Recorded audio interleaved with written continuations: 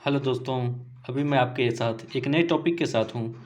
प्रस्तावना यानी पॉलिटी का एक चैप्टर है महत्वपूर्ण, इससे अक्सर क्वेश्चन आता है। चलिए आज इसको समझते हैं। पहले इसका देखिए दोस्तों, इसका बैकग्राउंड पहले समझ लेते हैं कि आखिर प्रस्तावना है क्या, कहाँ से आया है और इसकी भाषा कहाँ से लिया गया है। चलिए समझते हैं। देखिए दोस्तों, सर्वप्रथम अमेरिकी संविधान में प्रस्तावना को लागू किया गया और हमने भी वहीं से प्रस्तावना अपनाया है। यानी कि यदि आपसे पूछे प्रस्तावना कहाँ से लिया गया है तो अमेरिका, और पूछे आपसे प्रस्तावना की भाषा कहाँ से लिया गया है तो ऑस्ट्रेलिया होगा। दोस्तों, भारतीय संविधान की प्रस्तावना पंडित जवाहरलाल नेहरू द्वारा बनाए गए और पेश किए गए संविधान सभा द्वारा अपनाए गए उद्देश्य प्रस्ताव पर आधारित है। यानी इसे उद्देश्य प्रस्ताव भी कहा जाता है। इसमें दोस्तों एक बार संशोधन किया गया था, 42वां संविधान संशोधन 1976, यानी इसे मिनी संविधान भी संशोधन भी कहा जाता है। इसमें देखिए दोस्तों, प्रस्तावना में 3 शब्द जोड़ा गया है। पहला था समाजवादी, पंथ निरपेक्ष और अखंडता। यानी 3 शब्द जोड़ा गया था, समाजवादी, पंथ निरपेक्ष और अखंडता। देखिए दोस्तों, प्रस्तावना में चार मूल तत्व है। संविधान के अधिकार का स्रोत प्रस्तावना कहती है कि भारतीय संविधान के लोगों से शक्ति अधिग्रहित करता है। दूसरा कहता है भारत की जो प्रकृति है यह घोषणा करती है कि भारत एक संप्रभु, समाजवादी, पंथनिरपेक्ष, लोकतांत्रिक व गणतांत्रिक राज्य व्यवस्था वाला देश है। दूसरा कहता है दोस्तों, संविधान का उद्देश्य क्या है। इसके अनुसार न्याय, स्वतंत्रता, समता, बंधुत्व संविधान के उद्देश्य है। और देखिए दोस्तों, इसमें एक वर्णन भी किया गया है संविधान लागू होने की तिथि। ये आप देख सकते हैं 26 नवंबर 1949 को संविधान का निर्माण किया गया था, जो कि लागू हुआ था 26 जनवरी 1950।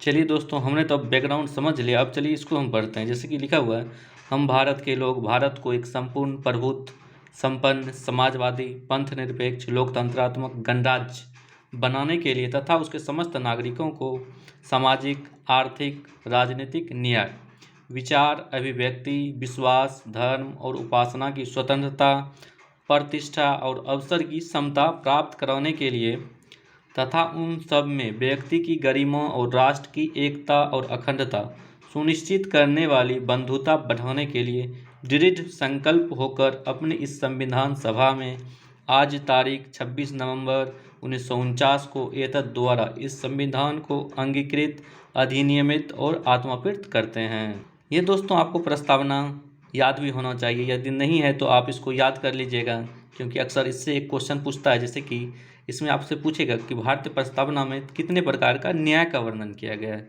तो दोस्तों 3 प्रकार का न्याय। पहला देखिए सामाजिक, आर्थिक और राजनीतिक न्याय। चलिए दोस्तों एक समझने का प्रयास करते हैं। ये देखिए संपूर्ण प्रभुत्व लिखा हुआ है, तो यानी इसका मतलब क्या होता है।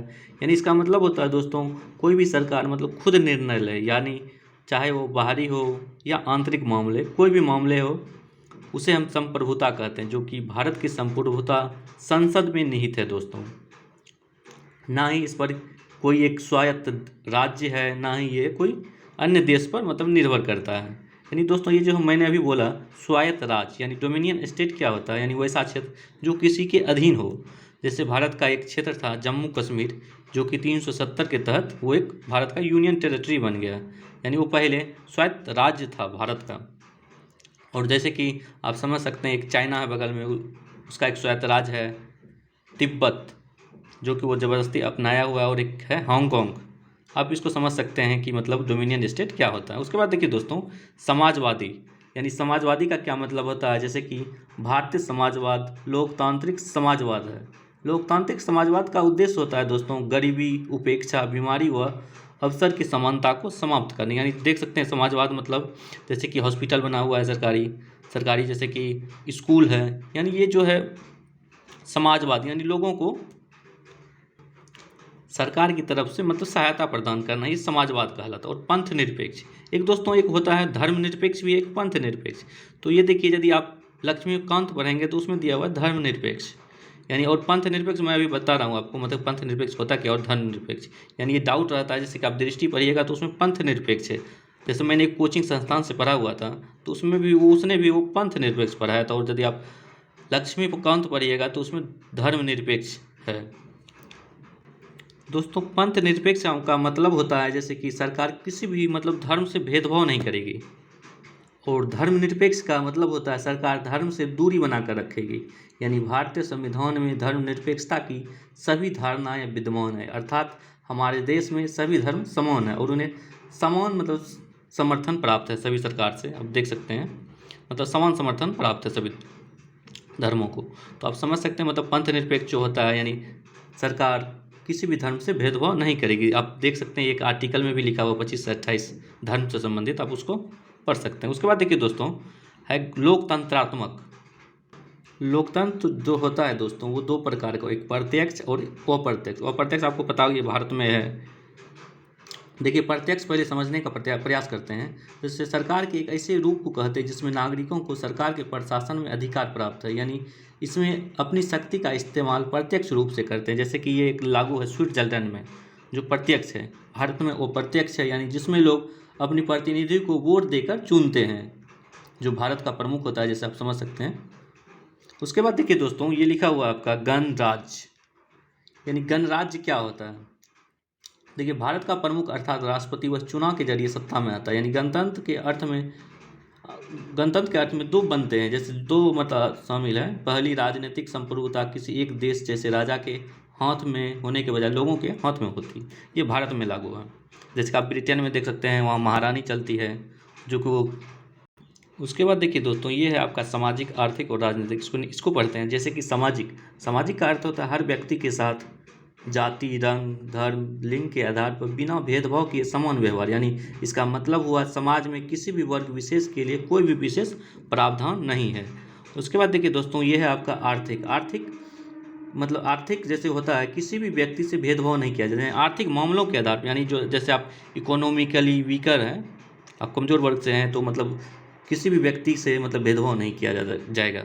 उसके बाद देखिए दोस्तों है राजनीतिक न्याय, यानी हर व्यक्ति को राजनीतिक अधिकार प्राप्त है। जैसे कि आप वोट डाल सकते हैं, मतलब इलेक्शन लड़ सकते हैं, मतलब जैसे कि राजनीतिक दफ्तरों में प्रवेश की बात हो या अपनी बात सरकार तक पहुंचाने की बात हो, ये होता है आपका राजनीतिक न्याय। उसके बाद देखिए दोस्तों एक है ये बंधुता का मतलब होता है जैसे कि भाईचारे की भावना, यानी आप धर्म को छोड़कर भाईचारे की अपनाइए। और देखिए दोस्तों ये आपको पता होगा जैसे स्वतंत्रता का क्या मतलब है, इसमें आर्टिकल का वर्णन किया गया जैसे कि 19 से 22 है। इसको आप समझ सकते हैं मतलब स्वतंत्रता यानी आप कहीं भी आ जा सकते हैं, यदि आप पे कुछ भी होता है तो आप कानून का सलाह ले सकते हैं या कानून मतलब अदालत जा सकते हैं। उसके बाद देखिए दोस्तों समता, यानी बिना किसी भेदभाव के हर व्यक्ति को समान अवसर प्राप्त है। उसके बाद देखिए दोस्तों ये जो आपका तीनों न्याय है जैसे कि सामाजिक आर्थिक और राजनीतिक न्याय, ये रूस की क्रांति से लिया गया है जो कि 1917 में हुआ। तो उसके बाद देखिए दोस्तों ये आपका होगा, ये जो देखते हैं दोस्तों ये उपासना हो गया, उसके बाद समता हो गया। ये जो है ये फ्रांस की क्रांति से लिया गया है जो कि 1989 में हुआ था। प्रस्तावना को न्यायालय में परिवर्तित नहीं किया जा सकता है। एक देखिए दोस्तों एक विवाद हुआ था जैसे कि बेरुबरी तथा चम्मक्कम दोई राजन विवाद 1960 में हुआ था, जो कि सुप्रीम कोर्ट ने कहा कि प्रस्तावना जो है संविधान का भाग नहीं है। उसके बाद देखिए दोस्तों एक 1973 में केशवानंद भारती विवाद हुआ था जिसमें सुप्रीम कोर्ट ने कहा कि प्रस्तावना जो है संविधान का भाग है। आपको पता होगा प्रस्तावना को संविधान की कुंजी भी कहा जाता है। संविधान निर्माताओं की मनोभावना आदर्श प्रस्तावना में दिखता है। और देखिए दोस्तों ये जो है केशवानंद भारती वाद में ही सर्वोच्च न्यायालय ने मूल ढांचा का से ध्यान दिया था, जिसमें मतलब कहा गया था कि आप मतलब मूल ढांचा में कोई भी परिवर्तन नहीं कर सकते हैं।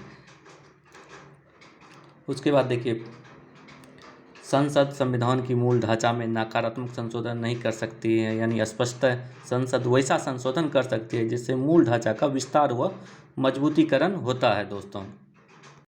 उसके बाद देखिए ये दोस्तों ये 5 प्रकार की स्वतंत्रता दी गई है। कौन कौन से ये देख सकते हैं, विचार अभिव्यक्ति विश्वास धर्म और उपासना की स्वतंत्रता। उसके बाद देखिए 2 प्रकार की समता दिया गया है, प्रतिष्ठा और अवसर की समता। ये तो मैंने आपको ये जो न्याय है मैंने आपको बताया हुआ था कि 3 प्रकार का न्याय, अक्सर एक छोटे मोटे एक रेलवे एसएससी में पूछ देता है जैसे कि कितने प्रकार की प्रस्तावना में न्याय का वर्णन किया गया है, तो 3 सामाजिक आर्थिक और राजनीतिक न्याय। दोस्तों यदि ये वीडियो आपको अच्छा लगता है तो शेयर कीजिए और सब्सक्राइब कीजिए चैनल को।